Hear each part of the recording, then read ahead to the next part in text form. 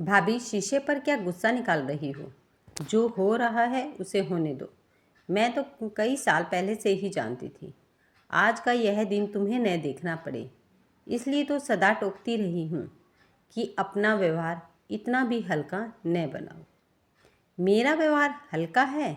सदा की तरह भाभी ने आंखें तरेरी। तू होगी हल्की, तेरा सारा खानदान होगा हल्का। भैया और भतीजा पास ही खड़े थे। मेरी आंखें उनसे मिली।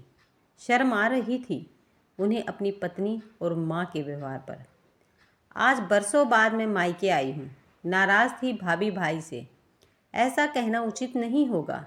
मैं तो बस भाभी के व्यवहार से तंग आकर मायके को त्याग चुकी थी। भाभी का ओछा व्यवहार और ऊपर से भैया का चुपचाप सब कुछ सुनते रहना। जब तक सहा गया सहती रही, और जब लगा अब नहीं सह सकती तो पीठ दिखा दी। उम्र की इस पड़ाव पर जब मैं भी सास बन चुकी हूँ और भाभी भी दादी नानी, बच्चों की तरह उनका लड़ पड़ना अभी गया नहीं है। आज भी उनमें परिपक्वता नहीं आई। मेरे खानदान को छोड़ो भाभी, तुम्हारा मेरा खानदान अलग अलग कहाँ है? जो खानदान पर उतर आई हो। आधी उम्र में इस खानदान की बेटी रही हूँ। मेरा खानदान तो यह भी है जो आज तुम्हारा है। हमारी उम्र इस तरह लड़ने की नहीं रही जो हम उजुल फुजुल बकते रहें। आज सवाल हमारे बच्चों का है कि हमारे व्यवहार से उनका अनिष्ट हो। ऐसा नहीं होना चाहिए। अरे मेरी बेटी का सर्वनाश तो मेरे कारण हो रहा है। चंदा, तेरी ही ससुराल के हैं ना उसके ससुराल वाले। तू ही उसका पैर वहाँ लगने नहीं देती। मेरी ससुराल में जब बेटी का रिश्ता किया था तब क्या मुझसे पूछा था तुमने भाभी?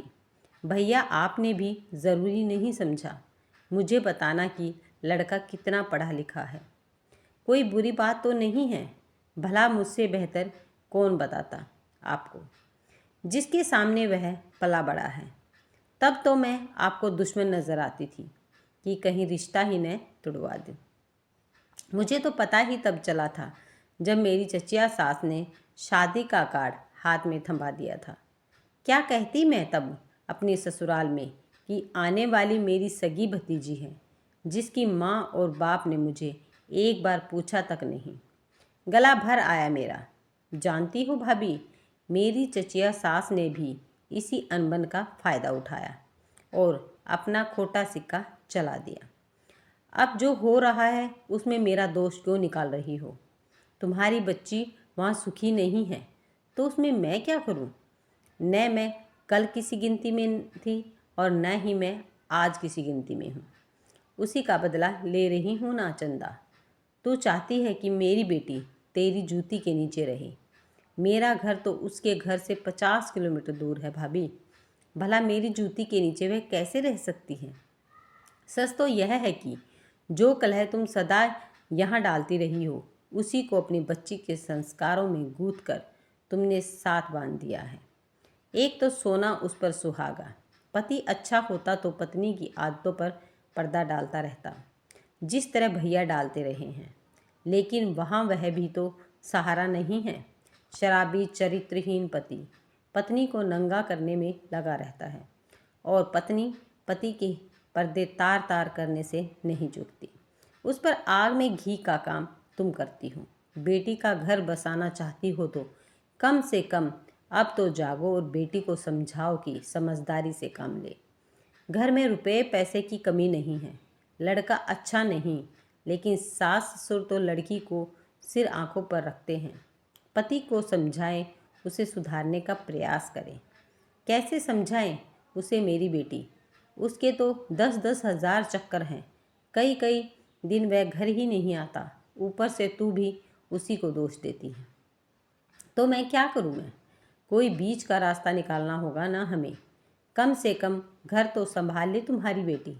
सास ससुर इज्जत मान देते हैं तो उन्हीं का मान रखकर घर में सुख शांति बनाने की कोशिश करें। मेरे दोष देने या न देने का कोई अर्थ नहीं है भैया। मैं कब उसके घर जाती हूँ? तुमने इतना प्यार ही कहाँ छोड़ा है कि वह बुआ के घर आना चाहे या मैं ही उसे अपने घर बुलाऊं? तुम्हारे परिवार से दूर ही रहने में अपना भला समझती हूँ। मन भर आया मेरा और मैं अतीत में विचरण करने लगी। यहीं पर घर आंगन है, वहाँ मैं और भैया दिन भर धमा चौकड़ी मचाते थे। अच्छा संस्कारी परिवार था हमारा, मगर भाभी के आते ही सब बिखर गया। छोटे दिलो दिमाग की भाभी की जबान गज भर लंबी थी। कुदरत ने शायद लंबी जबान देकर ही बुद्धि और विवेक की भरपाई करने का प्रयास कर दिया था, जिसका भाभी जमकर इस्तेमाल करती थी। अवाक रह जाते थे हम सब। बच्चे की तरह लड़ पड़ती थी मुझसे। समझ में नहीं आता था कि भाभी का दिमाग इस दिशा में जाता है तो जाता है कैसे। एक पढ़ा लिखा सभ्य इंसान किसी दूसरे पर सीधा साधा आरोप लगाने से पहले 1000 बार सोचता है कि बरसों का रिश्ता कहीं टूट न जाए। लेकिन भाभी तो अपनी जरा सी चीज़ आगे पीछे होने पर भी झट से मुझ पर आरोप लगा देती थी कि मैंने अपनी आंखों से देखा है। स्तंभ रह जाती थी मैं। कैसी बातें करती हैं भाभी। पहल तो सब मुझे शक से देखते रहते थे, फिर धीरे धीरे समझ गए कि यह सब भाभी के ही दिमाग की उपज है। भैया से 4-5 साल छोटी हूँ मैं, और माँ बाप की लाडली समझदार बेटी जो भाभी के आते ही चोर चुगलखोर और पता नहीं क्या क्या बन गई थी। यह क्या हो गया है तुम्हें चंदा? तुम भाभी से झगड़ा क्यों करती रहती हो? उसका सामान भी उठा लेती हो और पैसे भी निकाल लेती हो। तुम तो ऐसी नहीं थी। क्या भाभी से तालमेल बिठाना नहीं चाहती हो? तुम्हें भी तो एक दिन ससुराल जाना है, और अगर तुम्हारी ननद भी ऐसा ही करे तुम्हारे साथ तो कैसा लगेगा तुम्हें? भैया ने अकेले में ले जाकर एक दिन पूछा था। मेरे तो पैरों के नीचे से ही जमीन निकल गई थी। यह क्या कह रहे हैं भैया? तब समझ में आया भैया के खिंचे खिंचे रहने का कारण। मैंने भाभी के पैसे निकाल लिए। नहीं तो भैया, ज़रूरत होगी तो मैं आपसे या पिताजी से मांग लूँगी। भाभी के पैसे चुराऊँगी क्यों मैं? तुमने अपने भाभी के 300 रुपये नहीं निकाल लिए, और वह शिकायत कर रही है कि उसका भारी दुपट्टा और सुनहरी वाली सैंडल भी। भैया, भारी दुपट्टा मेरे किस काम का? और भाभी के पैर का नाप मेरे पैर में कहाँ आता है? कैसी बेसिर पैर की बातें करते हो तुम? जरा सोचो, दुल्हन का सामान मेरे किस काम का? वह कहती है कि तुम उसका सामान चुरा कर अपने लिए संभाल रही हो। असमंजस में पड़ गई थी मैं। क्या हमारे इतने बुरे दिन आ गए हैं कि मैं अपनी भाभी का सामान चुरा कर अपना दहेज सजेजूंगी? पता नहीं कैसी माँ ने भी हमारी बातें सुन ली और हक्की बक्की सी भीतर चली आई। क्या यह सच है चंदा? तूने अपनी भाभी का सामान चुराया है? काटो तो खून नहीं रहा था मुझ में। क्या माँ की भी मति मारी गई है? उस पर भाभी का यह भी कहना है कि मैंने अपनी आंखों से देखा है।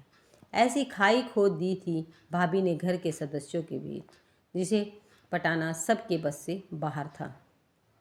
हर पल वह किसी न किसी पर कोई न कोई लांछन लगाती रहती, जिस पर हमारा परिवार हर पल अपनी ईमानदारी ही प्रमाणित करने में लगा रहता था।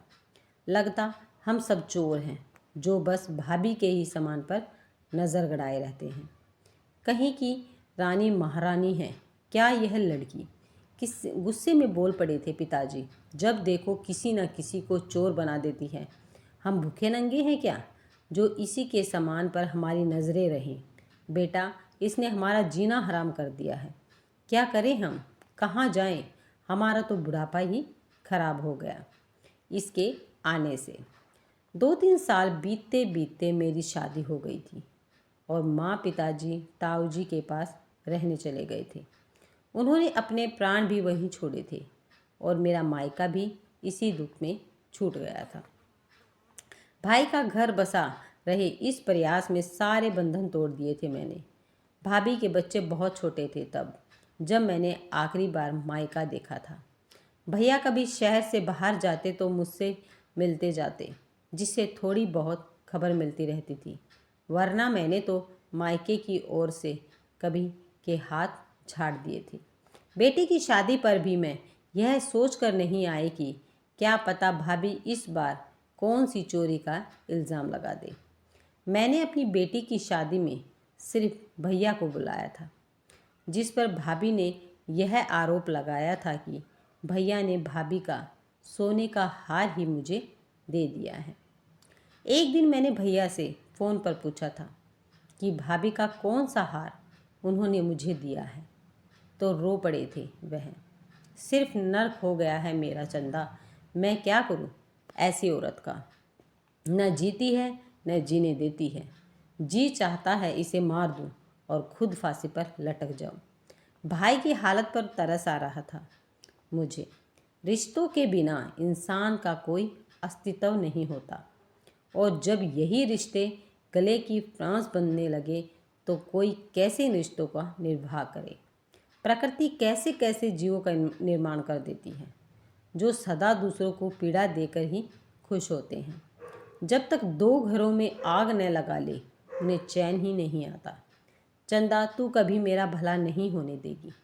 अगर मुझे पता होता तो मैं कभी तेरी ससुराल में लड़की न देता। भाभी के ये शब्द कानों में पड़े तो मेरी तंद्रा टूटी। भैया और भतीजा मेरे समीप चले आए थे। क्या उत्तर था मेरे पास भाभी के आरोपों का? बुआ, आइए, आप ऊपर चलिए, सफ़र की थकावट होगी, हाथ मुंह धोकर कुछ खा लीजिए। भतीजे ने मेरी बाँह पकड़ी और भैया ने भी इशारे से साथ जाने को कहा। भाभी का विलाप वैसा ही चलता रहा। अनमनी सी मैं ऊपर चली आई और पीछे पीछे भाभी का रुदन कानों में पड़ता रहा। तभी सिर पर पल्लू लिए सामने चली आई एक प्यारी सी बच्ची। यह आपकी बहू है बुआ, भतीजे ने कहा। पूजा, बुआ को प्रणाम करो, जीती रहो। आशीर्वाद देकर मन भर आया मेरा। रक्त में लहर सी दौड़ने लगी। मेरे भाई का बच्चा है ना यह। इसकी शादी में आती तो क्या बहू के लिए कोई गहना न लाती? गले की माला उतार बहू के गले में पहनाने लगी तो भतीजे ने मेरा हाथ रोक दिया। बुआ, आप इस घर की बेटी हैं। आपको हमने दिया ही क्या है जो आपसे ले लें? बेटा, अधिकार तो दे सकते हो ना, जिसका हनन बरसों पहले भाभी ने सबको अपमानित करके किया था। टूटे रिश्तों को तुम जोड़ पाओ तो मैं समझूंगी आज भी कोई घर ऐसा है जिसमें अपना मायका कह सकती हूँ। यह कहकर मैं रो पड़ी थी तो भतीजे ने अपना हाथ पीछे कर लिया था। माला बहू के गले में पहना कर मैंने उसका माथा चूम लिया। बड़ी प्यारी लगी मुझे पूजा। झट से मेरे लिए नाश्ता परोस लाई। उसी पल मुझे समझ में आ गया कि भैया भाभी नीचे अलग रहते हैं और बहू बेटा ऊपर अलग। बुआ, पूजा का भी माँ ने वही हाल किया था जो आपका हुआ। जो भी माँ से छू भर जाता है उसी पर माँ कोई ना कोई आरोप लगा देती है। किसी दूसरे के मान सम्मान की माँ को कोई चिंता नहीं। हैरान हूँ कि कोई इतना सब कैसे और क्यों करता है। आज कोई भी माँ के पास जाना नहीं चाहता है। अपनी ईमानदारी पूजा भी कब तक प्रमाणित करती? इसकी माँ ने ही इसे 50 तोला सोना दिया है और माँ ने इस पर भी अपनी अंगूठी उठा लेने का आरोप लगा दिया। और सबसे बड़ी बात, जिन चीज़ों के खो जाने के आरोप माँ लगाती है वह चीज़ें वास्तव में होती ही नहीं हैं। माँ एक काल्पनिक चीज़ गढ़ लेती है जो न कभी माँ के पास मिलती है और ना ही उसके पास मिलती है, जिस पर माँ आरोप लगाती है। याद आया मुझे जब पहली बार भाभी ने मुझ पर आरोप लगाया था। भारी दुपट्टा, सुनहरी सैंडल का, ये दोनों चीज़ें कभी मिली ही नहीं थी। माँ का ध्येय मात्र दूसरे को अपमानित करना होता है, इसलिए वह अपनी कोई भी चीज़ खो जाने का बहाना करती रहती है। मैं क्या करूँ बुआ, वह समझती ही नहीं है। और यही सब माँ ने निशा को भी सिखा दिया है। मैं मानता हूँ कि उसका पति पहले थोड़ा बिगड़ा हुआ था, अब शादी के बाद काफ़ी संभल गया है, लेकिन निशा बात बेबात हर पल माँ जैसा व्यवहार ससुराल में करती रहती है, जिस पर उसका पति तिलमिलाता रहता है। उस पर, उसकी माँ पर अपना कोई न कोई सामान चुरा लेने का आरोप निशा लगाती रहती है। अब आप ही बताओ, घर में शांति कैसे रहेगी? अपनी इज्जत तो सबको प्यारी है ना बुआ। अपनी माँ को किसी डॉक्टर को दिखाओ, कहीं कोई मनोवैज्ञानिक कारण ही न हो। हर बेटी अपनी माँ के चरित्र का आईना होती है। जो माँ ने नानी से सीखा वही निशा पे रोपा। बीमार होते हैं ऐसे लोग जो जहाँ जाते हैं असंतोष और आक्रोश फैलाते हैं। आपने हमें छोड़ दिया। दादा दादी ने भी ताऊ जी के पास ही रहना ठीक समझा। धीरे धीरे सब दूर हो गए। पूजा भी साथ नहीं रहना चाहती। निशा का पति भी अब उसे साथ नहीं रखना चाहता। बुआ, मैंने इसलिए आपको बुलाया था कि इस टूटी डोर का एक सिरा पकड़कर अपनी माँ के किए का कुछ प्रायश्चित कर सकूं। मेरी गोद में सिर सिर छुपाकर रोने लगा मेरा भतीजा। हर बेटी यही चाहती है कि उसका मायका रस्ता बसता रहे, फलता फूलता रहे, क्योंकि मायका उसे बड़ा प्यारा होता है। वहाँ से मिले शगुन के 5 रुपये भी बेटी को लाखों के बराबर लगते हैं, चाहे बेटी अपने घर करोड़पति ही क्यों ना हो। तुम सबको मेरी उम्र भी लग जाए, मेरे मुंह से हर समय यही निकलता है। उस मर्म को मैं सहज ही महसूस कर सकती हूँ जो आज भैया का है, उनके बेटे का है। क्या करते भैया भी? जिसका हाथ पकड़ा था उसका पर्दा तो रखना ही था। यह अलग बात है कि उसी ने पूरे घर हर रिश्ते को नंगा कर दिया है। हर रिश्ता दोनों तरह से निभाना पड़ेगा। अकेला इंसान कब तक अपने हिस्से का दायित्व निभाता रहेगा? एक रिश्ते का पूर्ण रूप तभी सामने आता है जब दोनों तरफ से रिश्ता निभाया जाए। अकेले की तूती ज़्यादा देर तक नहीं बच सकती। रो रहा था मेरा भतीजा। उसका मन तो हल्का हो गया होगा, लेकिन मेरे मन का बोझ यह सोचकर बढ़ने लगा था कि कैसे मैं अपनी चचिया सास के घर जाकर भतीजी की वकालत कर पाऊंगी, कैसे उसे समझा पाऊंगी कि वह अपनी बहू को माफ़ कर दे। सत्य तो यही है ना कि आज तक मैं खुद भी अपनी भाभी को क्षमा नहीं कर पाई हूँ। बुआ, आप सिर्फ एक बार कोशिश करके देखिए। मैं नहीं चाहता कि निशा का घर उजड़ जाए। मैं हाथ जोड़ता हूँ आपके सामने। आप एक बार निशा के पति को समझाइए और मैं भी निशा को समझाऊंगा। मैं जाऊंगी बेटा। निशा मेरी भी तो बच्ची है। मैं कोशिश करूंगी, पर तुम हाथ मत जोड़ो। घर का माहौल बोझिल था, फिर भी भैया ने मुझे नेक देकर विदा किया। भाभी सदा की तरह आज भी बाहर नहीं आई। कुछ लोग अपने कर्मों की जिम्मेदारी कभी नहीं लेना चाहते। वापस लौट आई मैं। मेरा परिवार मुझे वापस पाकर बहुत खुश था। अगर आपको ये वीडियो पसंद आई है तो वीडियो को लाइक, शेयर और सब्सक्राइब करना ना भूलें।